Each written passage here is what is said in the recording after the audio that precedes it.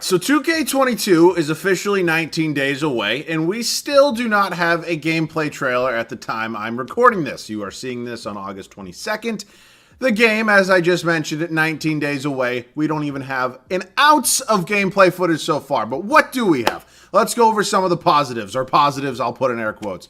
Ronnie 2K officially doing his thing, back on his bullshit, is starting to drop some player ratings, and today we're going to be going over the worst of all those ratings. So as much as I'd love to sit here and rant for 10 to 15 minutes about how bad of a company 2K is, we are probably not going to be doing that in the entirety of this video. We're going to be going over the ratings, we're going to have a little bit of a discussion from them, and then maybe towards the end of the video, I'll share with you some of my thoughts here on 2K22. Because if I'm being honest with you, I don't have high hopes. I have lost complete faith in this company, and I have absolutely no idea why. Why on earth we are still 19 days away and don't have a single ounce of gameplay footage. It is absolutely beyond me. But let's get into some of these ratings today.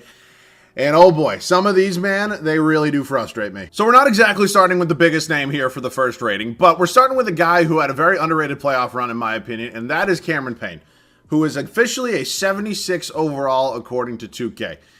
My thing about this is that 2K is very up to date. They like to put out the newest ratings as possible. They like to change the narrative, something kind of fit what's going on in the current NBA scheme. How do you drop his rating 3 overalls after his playoff run? Seriously, if somebody could explain that to me, I would appreciate it. It's absolutely asinine. It's one of the more crazy ratings we have so far. A 76 for Cameron Payne maybe 2-3 years ago would have been a little bit more accurate. Right now, I think you should stick at that 79, maybe even bump up to an 80. But again, that's 2K for you. So as always, you guys can give me all of your thoughts on any of these down below in my comment section. I want to have a conversation down there. I hope you guys have a conversation between yourselves as well. That is just one of the many bad ones so far. So this next one is also a little bit crazy. That being said, it hasn't 100% been confirmed by 2K yet at the time I'm recording this anyways, but the graphic is slowly making its way around Twitter. That being Russell Westbrook at an 85 overall. I will put the graphic up on the screen right now. If this is true, this is legitimately one of the craziest things I've ever seen. The man averaged a triple-double. I have his numbers on the screen right now. 22 points, 11.5 rebounds, and 11.5 assists. He shot 44% from the field and 31.5% from 3. And you drop him 3 overalls, he's an 88 in 2K21. Explain it. Please, please explain it to me. I seriously do not understand. And especially about the fact that he's on a team like the Lakers, which I'm sure a lot of you are aware of this, 2K absolutely loves, because you can put out screen grabs of everybody in their new Lakers jersey. And you can do this when they win a championship. LeBron James is on the goddamn team, for honest sake. I mean, what in the world are we doing here, 2K? An 85 overall for Russ, man. I just do not 100% understand that one whatsoever. It's insane. I'm trying to find the right words to honestly describe it. It's absolutely crazy. It's crazy to me. So moving on to one that is officially confirmed here by 2K and Ronnie himself, that being Bradley Beal. The second leading scorer in the NBA, just below Steph Curry, over 31 points a game, has gone down. He has gone down a rating from 2K21. I have yet to see a logical explanation about how Bradley Beal, one of the best shooting guards in the entire league, averages 31.5 points a game and goes from a 90 to an 89 in 2K22. What is the absolute logic behind that? I seriously don't get it. If I'm being honest with you here, I'm not going to go so much into my predictions on what I think they really should be. I would say Bradley Beal's probably around a 91 for me. That's where I would have him. That being said, I know there are some other players who are around 89s, 90, 91, 92. Whatever it may be, I have a whole list on how I would do the ratings, but that's not what we're doing in today's video right now. So Bradley Beal at 89 is absolutely insane. I hate to break it to you, Bradley Beal should not be the same overall as Trae Young and Zion Williamson. There's just no way. There's just absolutely no way. It's absolutely, I'm not going to keep saying that's crazy, but it is. Those are the only words to describe it right now. So the next one here, I actually do get a little bit. I'm not necessarily complaining about the rating here. It's Jamal Murray, who is coming off a very bad ACL injury.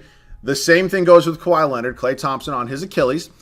My problem with it is this has not yet been confirmed, but this is what a lot of people on Twitter are saying, that Klay Thompson's rating is not going to go down. Jamal Murray's rating did. He was an 85 in 2K21. He's going to be an 84 overall to start up 2K22. I understand making ratings go down with ACL injuries and any injury off that, especially an injury that, held a guy out for the rest of the season when it happened. I fully understand that. Kawhi went down in overall. He went from a 95 to a 94. That's fine. My problem is going to be when Klay Thompson's rating comes out, and if he's still an 88, 89 overall, that's when we're going to have a problem. I understand Klay Thompson, Jamal Murray, Kawhi Leonard, all completely very, very different styles of players. Klay Thompson obviously does not need to be as mobile, per se, as Jamal Murray does. But Klay Thompson, at the end of the day, is not somebody you just plug in the corner. He's still a very, very good basketball player that can still handle the ball. He's still going to be dribbling around the court. I don't understand this one.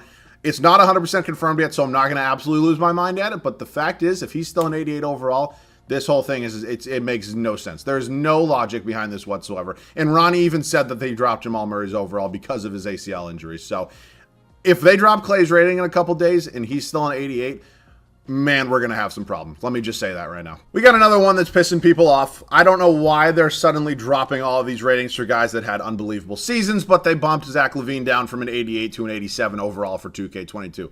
Zach Lavine coming off a year of 27.5 points, 5 boards, and almost 5 assists at 4.9, 50, almost 1% shooting from the field, and almost 42% from 3.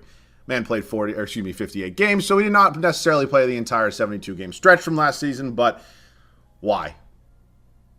That's my question, is why. And that's been my question for a lot of these. But why are we dropping overalls for guys that don't need to be overalls, that their overalls don't need to be dropped?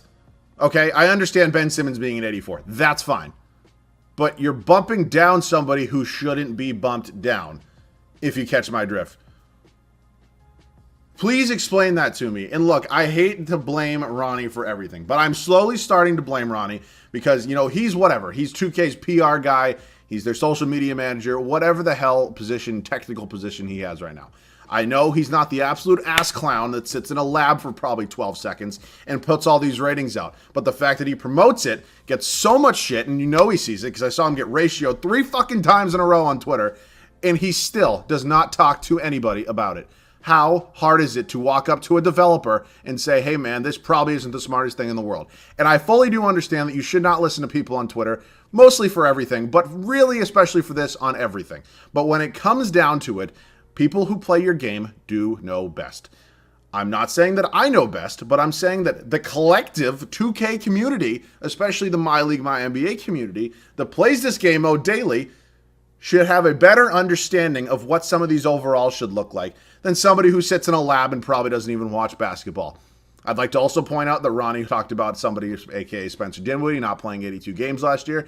There were 72 games last year, Ronnie. Good to see you're watching basketball still. So we might be hopping into the most controversial one, that being the fact that there are 4 players tied for the highest overall going into 2K22. LeBron, Kevin Durant, Giannis, Steph Curry, all 96 overalls. That is going to be the highest that we do start 2K22 with in the ratings department. So I understand why 2K is doing this. They're making 4 guys a 96 overall because what they can't do is distinguish what overalls any of them should be. So they put them as all the same overall. So you can't say, oh, this guy's the best player in the game. This guy's the best player in the game. He shouldn't be. He should be. They can't do that. You know what I'm saying? So it does create another whole slew of problems for you, though, because you have 4 guys who all shouldn't be the same overall, if we're being honest here.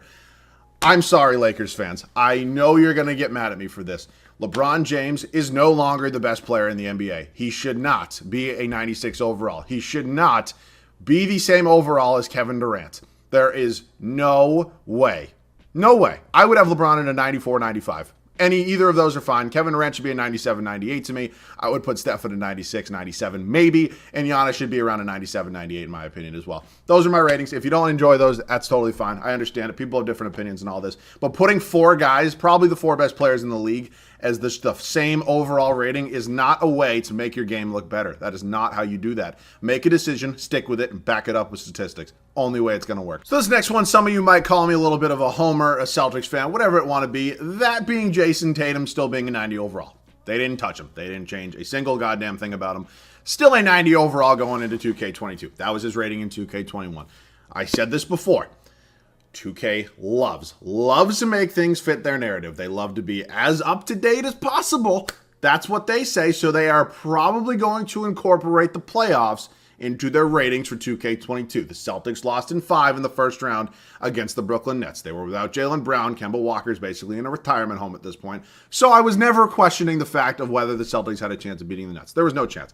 Jayson Tatum in that series put up 30.6 points, 5.8 rebounds, 4.6 assists, and dropped 50 fucking points on Kevin Durant's head and you still have him as the same overall as 2K21. Explain. Please, please, somebody at 2K. I don't want and I don't expect ever, especially from such a bullshit, horrible, scummy, blood money sucking company such as 2K, to ever explain to us why they make some of the overalls the way they do. But some of these that I've gone over in the past 5-10 minutes, whatever point of this video we're at right now, it boils my blood about the fact that they have not changed shit about this game mode since like 2K17. And they made a small update. They changed the fucking name for 2K21 Next Gen. That's it. That's all you did. Congrats. You made sim speed faster. I don't have to sit here for an hour and a half making a 20-minute video anymore, but congratulations. Your game still sucks. So these next two guys I did mention a little bit earlier in this video, Zion Williamson, Trae Young, both being 89 overalls respectively. Zion went down in overall. I don't know why that is. I just looked at his numbers. I have them off the screen right now, so I can't read them. But if somebody could explain to me what makes Zion's overall go down one, I don't know if they just boosted it because he was the cover athlete last year or what sort of bullshit Ponzi scheme they were trying to run. But why is Zion's overall going down? Trae Young bumped up from an 87 to an 89. That's fine. He had a tremendous playoff run. I said this before, and I will say it again. Trae Young, Zion Williamson, and Bradley Beal are all very good basketball players. They are all all-star caliber basketball players. They are not the same overall. They should, excuse me, let me rephrase. They should not all be the same overall in 2K22. There's just no way. There is absolutely no way to back that up. And some of you might disagree with me. I know some people in my comment section love Zion for God knows what reason. That's my thoughts. I had people in my comments on yesterday's videos when I asked for the worst overall ratings in 2K22 so far that have dropped. And this one actually got more comments than I thought it was going to, which I don't necessarily disagree with this rating. It's just an absolute plug-and-play rating that Rudy Gobert has had for, feels like whatever. Where's his overall rating right here? Yeah, he's gone from an 87 in 2K20, 88 in 2K21, and he's still an 88 in 2K22. So he had a bad playoffs, that, especially against the Clippers. That I will say that. Terrence Mann now becomes a partial owner of Rudy Gobert. The fact of the matter is he's still one of the best defensive centers in the league. I'm not necessarily so mad the fact that he's still an 88. That doesn't mind blow me. If they bumped his rating one, that would probably piss me off more. Maybe if they put him back down to an 87, that would have been a little bit understandable. But an 88, I'm not that mad about that one. I think that's actually a pretty fair rating for Rudy. Let's talk about another rating that is seriously, it's pissing me off, and it's because he's on a terrible team, him being Kevin Porter Jr. He is still a 77 overall. They didn't change a single thing. Probably about the way his look, his face scan's fucking ass. And second of all, about his rating. Kevin Porter Jr. last year. He only played 26 games, but in those 26 games, 16.5 points, 3.8 rebounds, 6.3 assists. And it's not so much the fact that they didn't change it. That does aggravate me. It does piss me off. But what makes it even more infuriating, in my opinion, is the fact that Kevin Porter Jr. is a lower fucking overall than Ricky goddamn Rubio. Oh my God. What are we doing here? What are we doing? I think Kevin Porter Jr. should be an 81. That is my rating on him. I think Ricky Rubio should be around a 77. He's a 78. What? You explain that. Explain it to me. Somebody sit me down like I'm 2 years old in my comment section and explain to me statistically why Ricky Rubio should be a higher overall than Kevin Porter Jr. Please. Please. So our final rating we're going to go over today is technically not a confirmed rating. It is just what a lot of people are saying on Twitter right now, and that being Jordan Clarkson remaining at a 79 overall. The reigning sixth man of the year is a 79 overall. Should be at least an 82. That's all I have to say about that. But yeah, I don't get surprised with 2K anymore. It's honestly, to this day, nothing has disappointed me more in my life. Nothing has disappointed me more in my life than the ratings that they give some of these guys. And honestly, I do not understand how they just can't make the smallest changes. So that one's not 100% confirmed. That's why I'm not getting all worked up about that. But again, probably at the time you're seeing this, some of these other ratings are probably starting to shortly, dwindle out, if you will. So yeah, that wraps up the ratings. If you guys didn't already hear this at the beginning of the video, we're gonna have a small talk about 2K. So if you guys don't want to, or if you guys don't want to hear that and you're done, you just wanted to hear the ratings portion of it, you can leave the video now.